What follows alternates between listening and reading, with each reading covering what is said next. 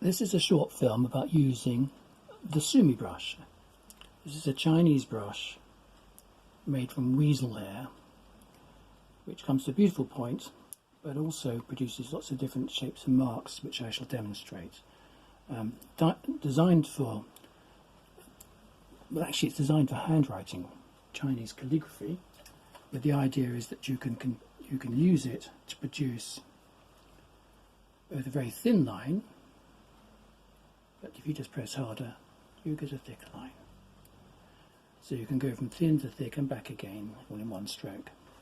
What I love about it is for traditional watercolour painting, you can use it, I'm just going to mix it into a green now, you can use it for doing all sorts of different marks. So by using it very lightly, just flicking it across the surface of the page, I can paint a forest of fir trees.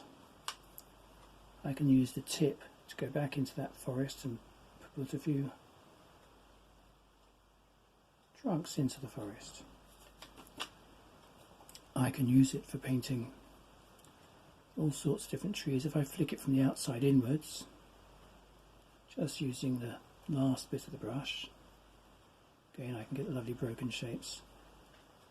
And now by wetting it a little bit more, now I'm holding the brush further down, I can go back in and produce really thin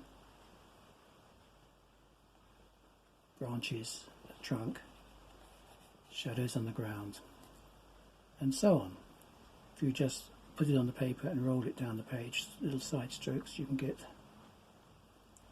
is it a cypress tree or a poplar tree, I'm not sure, but you can just literally tap it on the page and produce some beautiful naturalistic shapes. Thinking further down in your composition, you can do things like these little flicks, so producing long grasses in a meadow, or you can produce rippling water, and if you re-wet the brush you can produce huge washes, all with the same brush. Some of the variety that's available within the Sumi Brush, I'm using watercolour, but you can do the same sort of thing if you dilute acrylic paint down to a liquid state. You can do it with oil paints as well. If you dilute your oils down with terps and a bit of linseed oil, or you can dilute your water-soluble oils down to a watercolour consistency, and then this brush will do all of these things. But obviously if you use those media, do be careful to clean the brush very carefully. It's a delicate brush, and if you look at it, you'll see when I bend it, it doesn't spring back into shape like a traditional sable brush.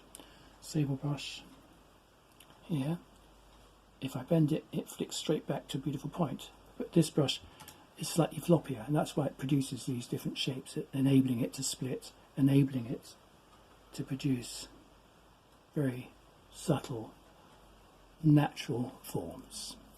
Thank you for watching.